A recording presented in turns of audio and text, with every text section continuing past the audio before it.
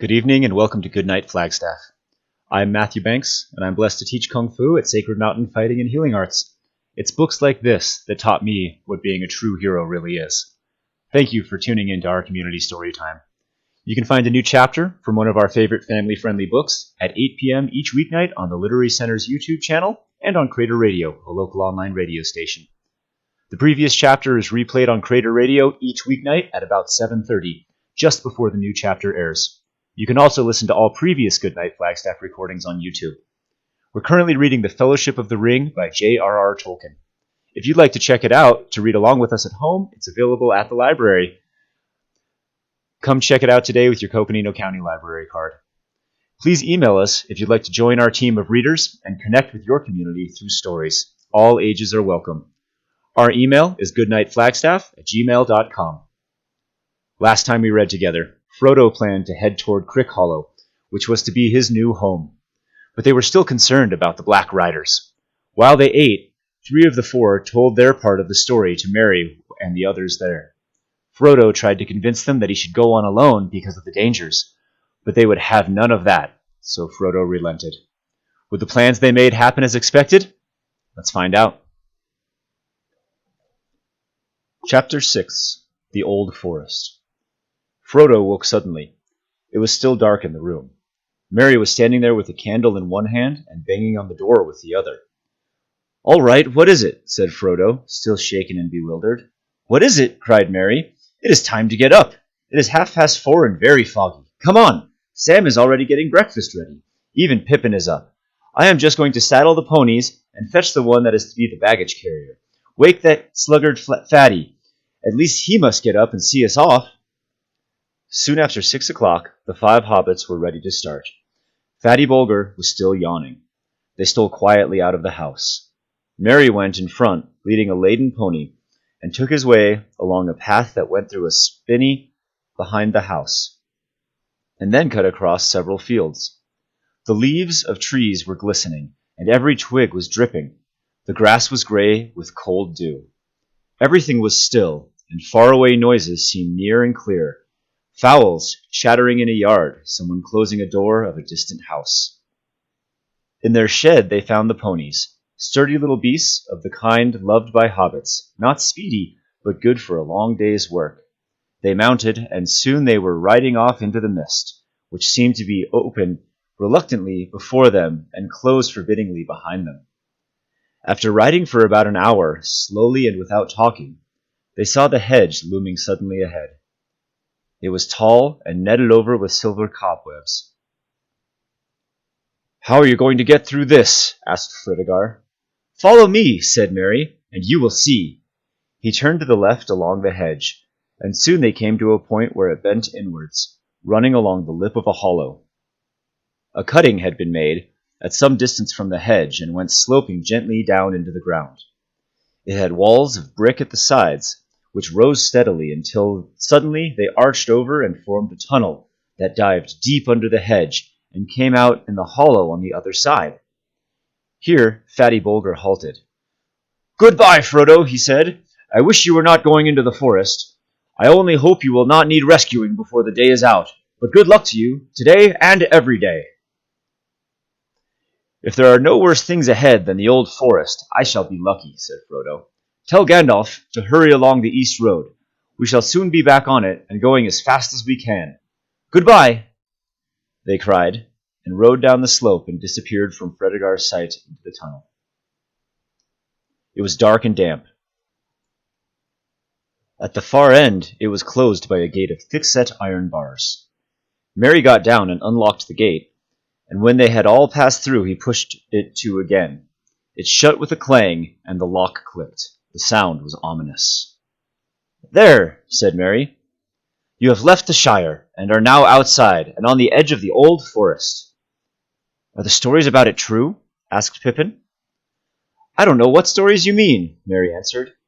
"If you mean the old boogie stories Fatty's nurses used to tell him, about goblins and wolves and things of that sort, I should say no. At any rate, I don't believe them, but the forest is queer. Everything in it is very much more alive, more aware of what is going on, so to speak, than other things are in the Shire. And the trees do not like strangers. They watch you. They are usually content merely to watch you as long as the daylight lasts, and don't do much. Occasionally, the most unfriendly ones may drop a branch or stick a root out or grasp at you with a long trailer. But at night, things can be most alarming, or so I am told. I have only once or twice been in here after dark, and then only near the hedge. I thought all the trees were whispering to each other, passing news and plots along in an unintelligible language, and the branches swayed and groped without any wind. They do say the trees do actually move, and can surround strangers and hem them in. In fact, long ago, they attacked the hedge. They came and planted themselves right by it, and leaned over it. But the hobbits came and cut down hundreds of trees, and made a great bonfire in the forest, and burned all the ground in a long strip east of the hedge. After that, the trees gave up the attack, but they became very unfriendly. It is still a wide, bare space, not far inside where the bonfire was made. Is it only the trees that are dangerous? Asked Pippin. There are various queer things living deep in the forest, and on the far side, said Merry, or at least I have heard so. But I have never seen any of them. But something makes paths. Whenever one comes inside, one finds open tracks. But they seem to shift and change from time to time in a queer fashion. Not far from this tunnel there is, or was for a long time, the beginning of a quite broad path leading to the bonfire glade, and then on, more or less in our direction, east and a little north. That is the path I am going to try to find.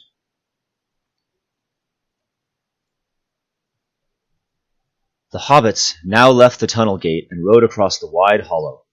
On the far side was a faint path leading up onto the floor of the forest, 100 yards and more beyond the hedge, but it vanished as soon as it brought them under the trees. Looking back, they could see the dark line of the hedge through the stems of trees that were already thick about them. Looking ahead, they could see only tree trunks of innumerable sizes and shapes, straight or bent, twisted, leaning, squat or slender, smooth or gnarled and branched. And all the stems were green or gray with moss and slimy, shaggy growths. Merry alone seemed fairly cheerful. You had better lead on and find that path, Frodo said to him. Don't let us lose one another, or forget which way the hedge lies. They picked away among the trees, and their ponies plodded along, carefully avoiding the many writhing and interlacing roots. There was no undergrowth. The ground was rising steadily, and as they went forward, it seemed that the trees became taller, darker, and thicker.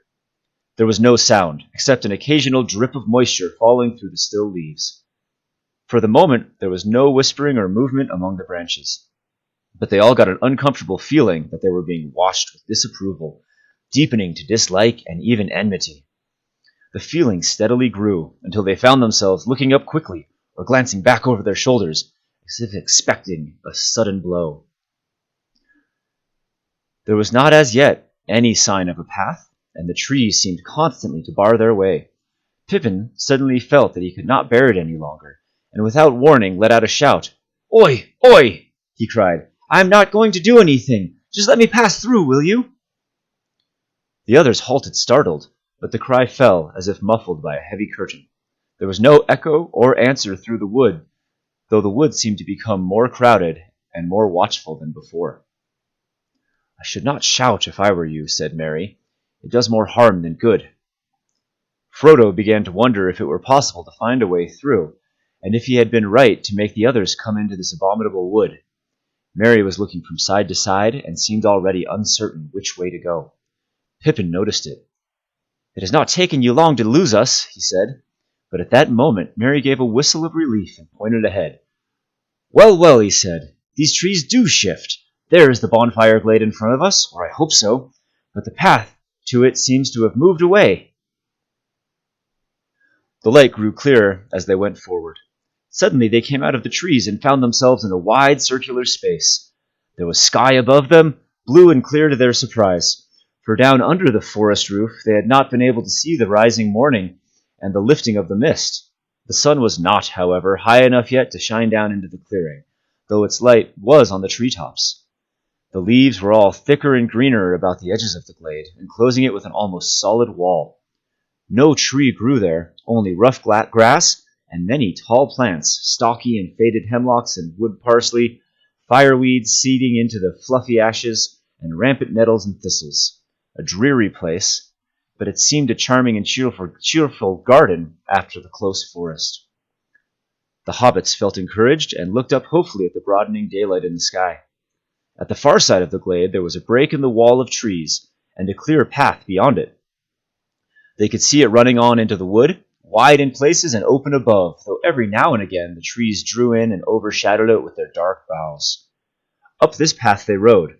They were still climbing gently, but now they went much quicker and with better heart, for it seemed to them that the forest had relented and was going to let them pass unhindered after all. But after a while the air began to get hot and stuffy. The trees drew close again on either side, and they could no longer see far ahead. Now stronger than ever, they felt again the ill will of the wood pressing on them. So silent was it that the fall of their ponies' hoofs, rustling on dead leaves, and occasionally stumbling on hidden roots, seemed to thud in their ears. Frodo tried to sing a song to encourage them, but his voice sank to a murmur. "O wanderers in the shadowed land, despair not, for though dark they stand, all woods there must be end at last, and see the open sun go past, the setting sun, the rising sun, the day's end or the day begun, for east or west all woods must fail." Even as he said the word, his voice faded into silence. The air seemed heavy, and the making of words wearisome. Just behind them, a large branch fell from an old overhanging tree with a crash into the path. The trees seemed to close in before them. "They do not like all that about ending and failing," said Merry. "I should not sing any more at present. Wait till we do get to the edge, and then we'll turn and give them a rousing chorus." He spoke cheerfully, and if he felt any great anxiety, he did not show it. The others did not answer. They were depressed. A heavy weight was settling steadily on Frodo's heart, and he regretted now with every step forward that he had ever thought of challenging the menace of the trees. He was indeed just about to stop and propose going back, if that was still possible, when things took a new turn. The path stopped climbing, and became for a while nearly level. The dark trees drew aside, and ahead they could see the path going almost straight forward. Before them, but some distance off, there stood a green hilltop, treeless, rising like a bald head out of the encircling wood. The path seemed to be making directly for it. They now hurried forward again, delighted with the thought of climbing out for a while above the roof of the forest. The path dipped, and then again began to climb upwards, leading them at last to the foot of the steep hillside. There it left the trees and faded into the turf. The wood stood all around the hill, like thick hair that ended sharply in a circle round a shaven crown. The hobbits led their ponies up, winding round and round until they reached the top. There they stood and gazed about them. The air was gleaming and sunlit, but hazy, and they could not see to any great distance. Near at hand, the mist was now almost gone, though here and there it lay in the hollows of the wood, and to the south of them, out of a deep fold cutting right across the forest, the fog still rose like a steam or wisps of white smoke. "That," said Merry, pointing with his hand, "that is the line of the Withywindle. It comes down out of the downs and flows southwest through the midst of the forest to join the Brandywine below Haysand. We don't want to go that way. The Withywindle Valley is said to be the queerest part of the whole wood, the center from which all the queerness comes, as it were." The others looked in the direction that Merry pointed out, but they could see little but mists over the damp and deep-cut valley, and beyond it the southern half of the forest faded from view. The sun on the hilltop was now getting hot. It must have been about 11 o'clock, but the autumn haze still prevented them from seeing much in other directions. In the west, they could not make out either the line of the hedge or the valley of the Brandywine beyond it. Northward, where they looked most hopefully, they could see nothing that might be the line of the great east road for which they were making.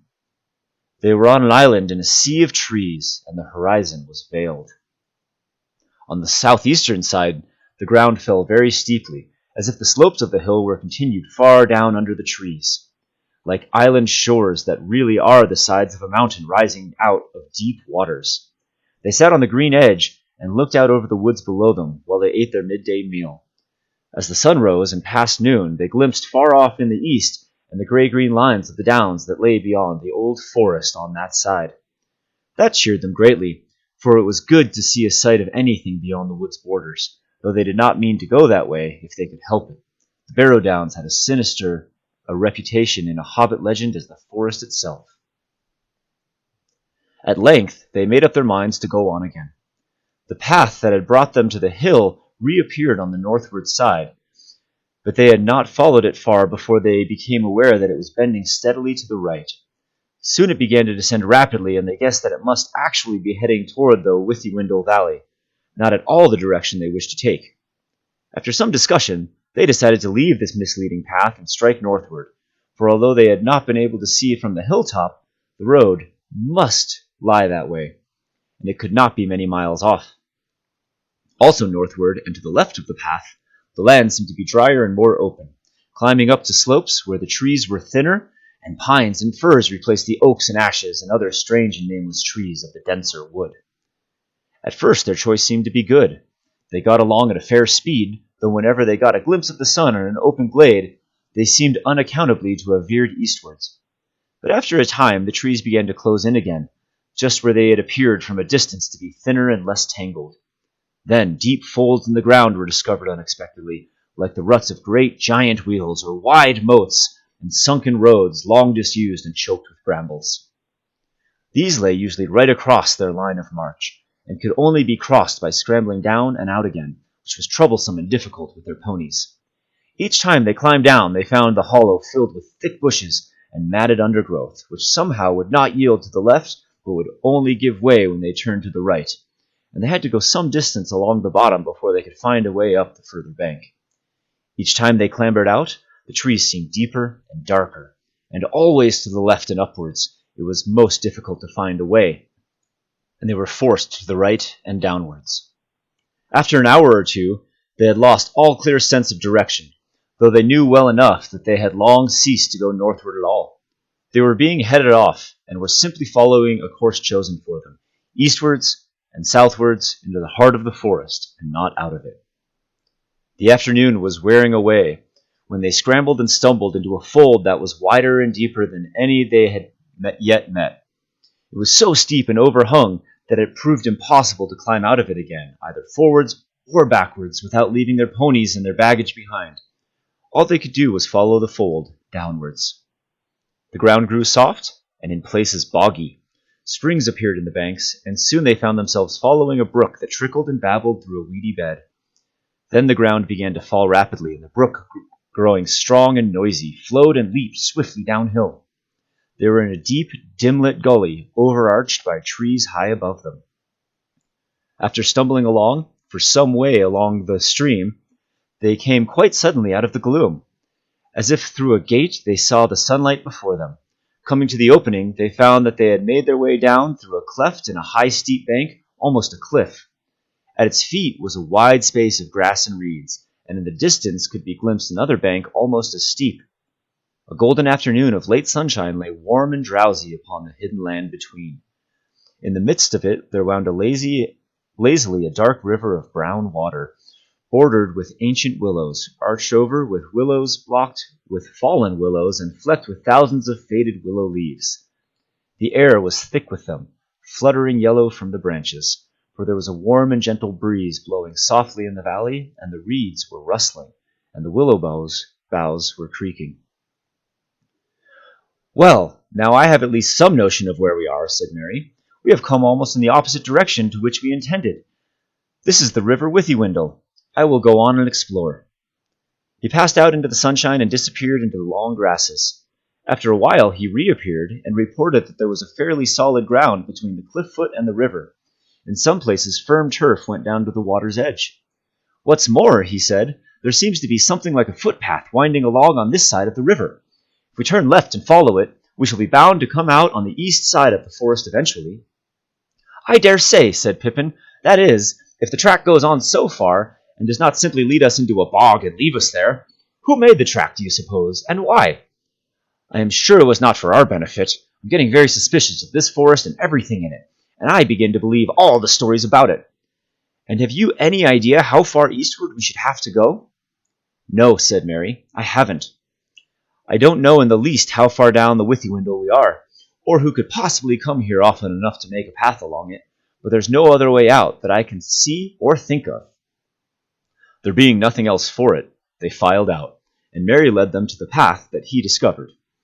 Everywhere the reeds and grasses were lush and tall, in places far above their heads, but once found, the path was easy to follow, as it turned and twisted, picking out the sounder ground among the bogs and pools.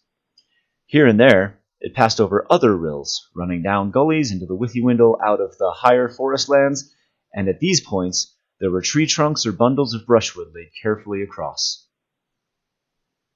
The hobbits began to feel very hot.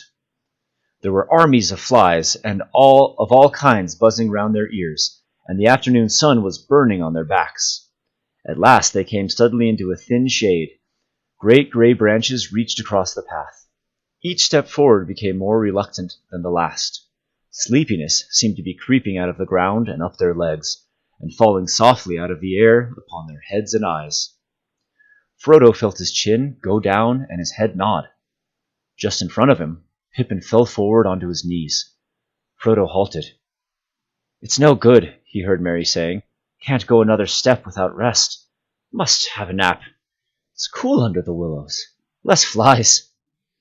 Frodo did not like the sound of this. "Come on," he cried. "We can't have a nap yet. We must get clear of the forest first." But the others were too far gone to care. Beside them, Sam stood yawning and blinking stupidly. Suddenly, Frodo himself felt sleep overwhelming him. His head swam. There now seemed hardly a sound in the air. The flies had stopped buzzing.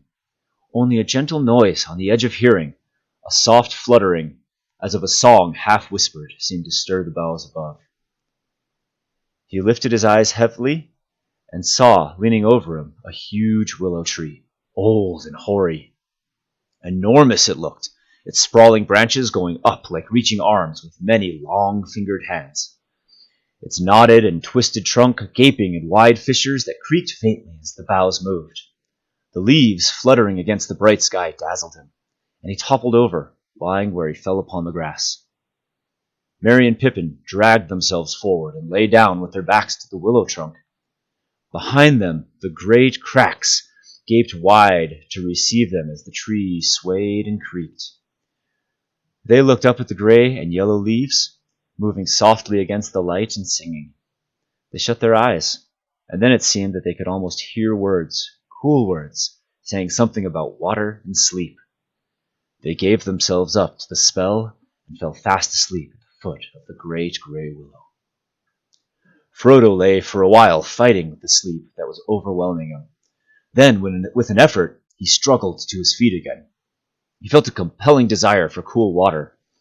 "Wait for me, Sam," he stammered. "Must bathe my feet a minute." Half in a dream, he wandered forward to the riverward side of the trees, where great winding roots grew out of the stream like gnarled dragonets straining down to drink.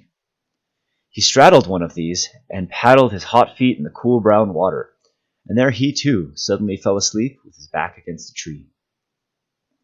Sam sat down and scratched his head and yawned like a cavern. He was worried. The afternoon was getting late, and he thought this sudden sleepiness uncanny. "There's more behind this than sun and warm air," he muttered to himself. "I don't like this great big tree. I don't trust it. Hark at it about singing about sleep right now. This won't do at all." He pulled himself to his feet and staggered off to see what had become of the ponies. He found that two had wandered on a good way along the path, and he had just caught them and brought them back toward the others when he heard two noises, one loud and the other soft but very clear. One was the splash of something heavy falling into the water. The other was a noise like the snick of a lock when a door quietly closes fast. He rushed back to the bank. Frodo was in the water close to the edge, and a great tree root seemed to be over him and holding him down, but he was not struggling. Sam gripped him by the jacket and dragged him from under the root, and then, with difficulty, hauled him onto the bank. Almost at once he woke and coughed and sputtered. "Do you know, Sam," he said at length, "the beastly tree threw me in. I felt it. The big root just twisted round and tipped me in." "You were dreaming, I expect, Mr. Frodo," said Sam. "You shouldn't sit in such a place if you feel sleepy." "What about the others?" Frodo asked. I wonder what sort of dreams they're having." They went round to the other side of the tree, and then Sam understood the click that he had heard. Pippin had vanished. The crack by which he had lain himself had closed together, so that not a chink could be seen. Mary was trapped. Another crack had closed about his waist, and his legs lay outside, but the rest of him was inside a dark opening, the edges of which gripped him like a pair of pincers. Frodo and Sam beat first upon the tree trunk where Pippin had lain. Then they struggled frantically to pull open the jaws of the crack that held poor Mary, but it was quite useless. "A foul thing to happen!" cried Frodo wildly. "Why did we ever come to this dreadful forest? I wish we were all back at the Crick Hollow." He kicked the tree with all his strength, heedless of his own feet. A hardly perceptible shiver ran through the stem and up into the branches. The leaves rustled and whispered, but with a sound now of faint and far-off laughter. "I suppose we haven't got an axe among our luggage, Mr. Frodo?" asked Sam. "I brought a little hatchet for chopping firewood," said Frodo. "That wouldn't be much use." "Wait a minute," cried Sam, struck by an idea suggested by firewood. "We might do something with fire." "We might," said Frodo doubtfully. "We might succeed in roasting Pippin alive." "We might try to hurt or frighten this tree to begin with," Sam said fiercely. "If it don't let them go, I'll have it down. If I have to gnaw it." He ran to the ponies, and before long came back with 2 tinder boxes and a hatchet. Quickly they gathered dry grass and leaves and bits of bark, and made a pile of broken twigs and chopped sticks. These they heaped against the trunk on the far side of the tree from the prisoners. As soon as Sam had struck a spark into the tinder, it kindled the dry grass, and a flurry of flame and smoke went up. The twigs crackled. Little fingers of fire licked against the dry scored rind of the ancient tree and scorched it. A tremor ran through the whole willow. The leaves seemed to hiss above their heads with a sound of pain and anger. A loud scream came from Mary, and from far inside the tree they heard Pippin give a muffled yell. "Put it out! Put it out!" cried Mary. "He'll squeeze me in too if you don't. He says so." "Who? What?" shouted Frodo, rushing round to the other side of the tree. "Put it out! Put it out!" begged Mary. The branches of the willow began to sway violently. There was a sound as of a wind rising and spreading outwards to the branches of all the other trees round about, as though they had dropped a stone into the quiet slumber of the river valley and set up ripples of anger that ran out over the whole forest. Sam kicked at the little fire and stamped out the sparks, but Frodo, without any clear idea of why he did so or what he hoped for, ran along the path crying, "Help! Help! Help!" It seemed to him that he could hardly hear the sound of his own shrill voice. It was blown away from him by the willow wind and drowned in the clamor of leaves as soon as the words left his mouth. He felt desperate, lost and witless. Suddenly he stopped. There was an answer, or so he thought, but it seemed to come from behind him, away down the path further back into the forest. He turned round and listened, and soon there could be no doubt. Someone was singing a song. A deep, glad voice was singing carelessly and happily, but it was singing nonsense. "Hey doll, merry doll, ring-a-dong-dillo, ring-a-dong, hop along, fall all the willow, tom-bom, jolly tom, tom-bombadillo." Half hopeful and half afraid of some new danger, Frodo and Sam now both stood still. Suddenly, out of a long string of nonsense words, or so they seemed, the voice rose up loud and clear and burst into this song.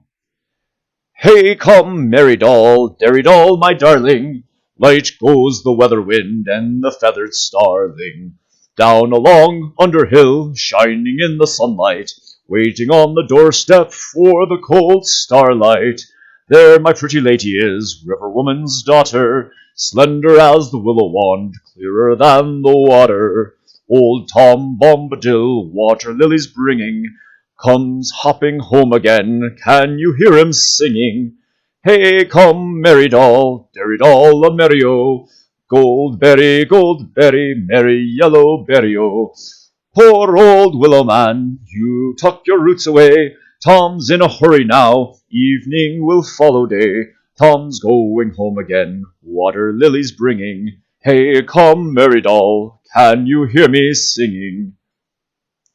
Frodo and Sam stood as if enchanted. The wind puffed out. The leaves hung silently again on stiff branches.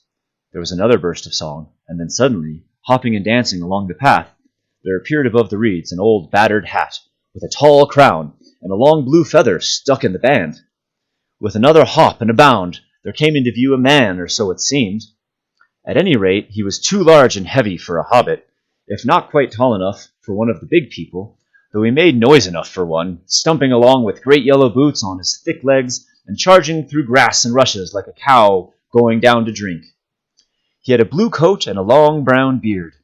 His eyes were blue and bright, and his face was red as a ripe apple, but creased into 100 wrinkles of laughter.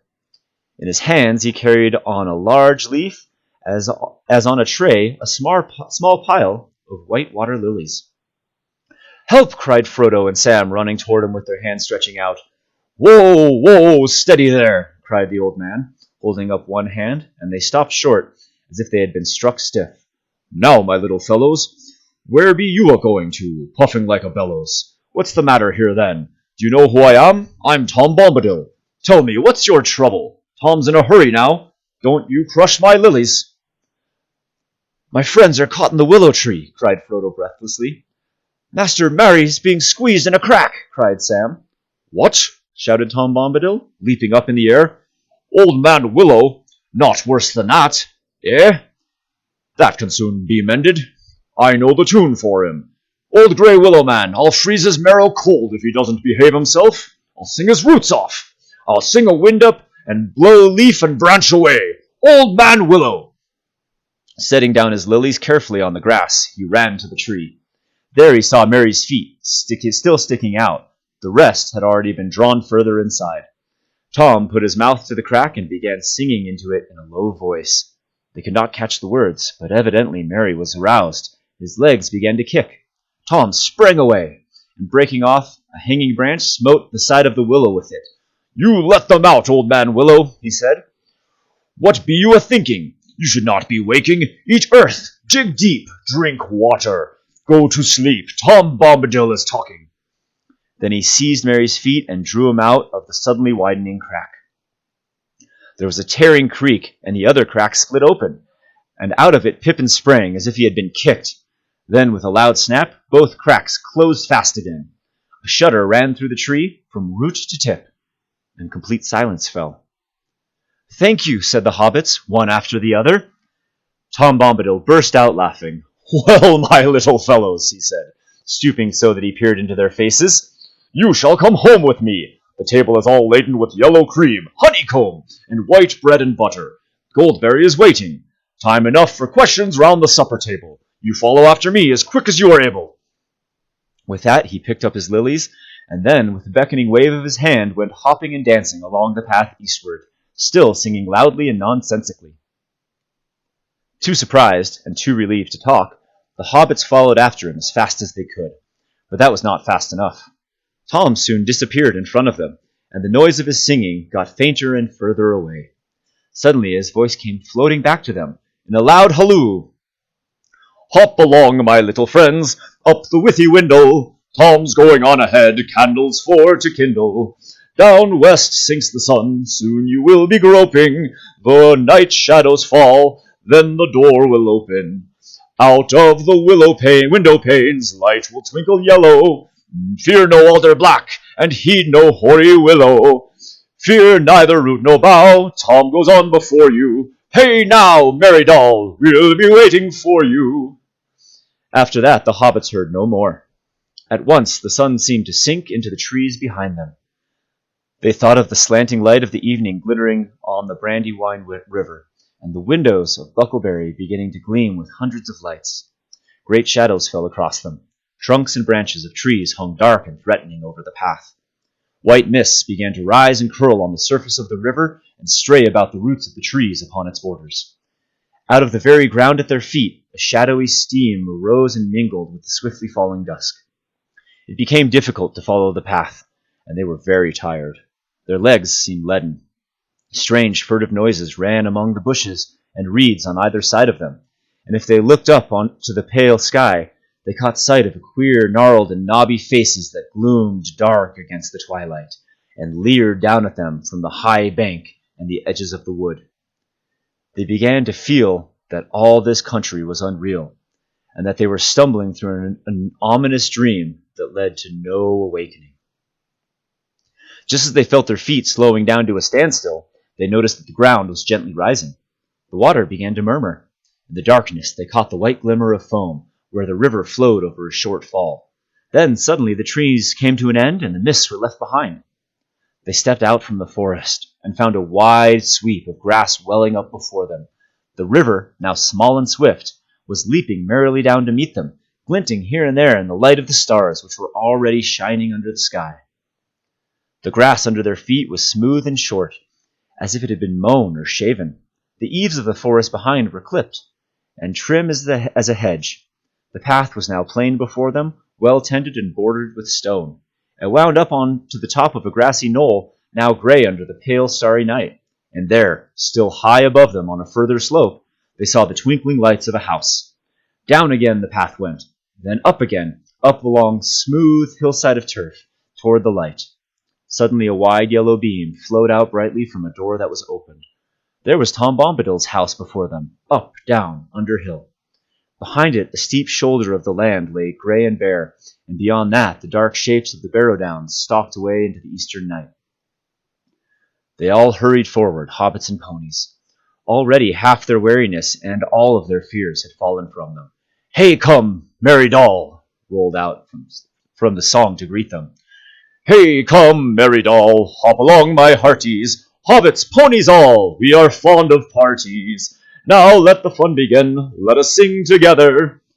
Then another clear voice, as young and as ancient as spring, like the song of a glad water flowing down into the night from a bright morning, the hills came falling like silver to meet them. "Now let the song begin, let us sing together, of sun, stars, moon, and mist, rain and cloudy weather. Light on the building leaf, budding leaf, dew on the feather, wind on the open hill, and bells on the heather. Reeds by the shady pool, lilies on the water, old Tom Bombadil and the river daughter." With that song, the hobbits stood upon the threshold, and the golden light was all about them. Thank you for tuning in. Join us next time for Chapter 7 of The Fellowship of the Ring. Good night, Flagstaff.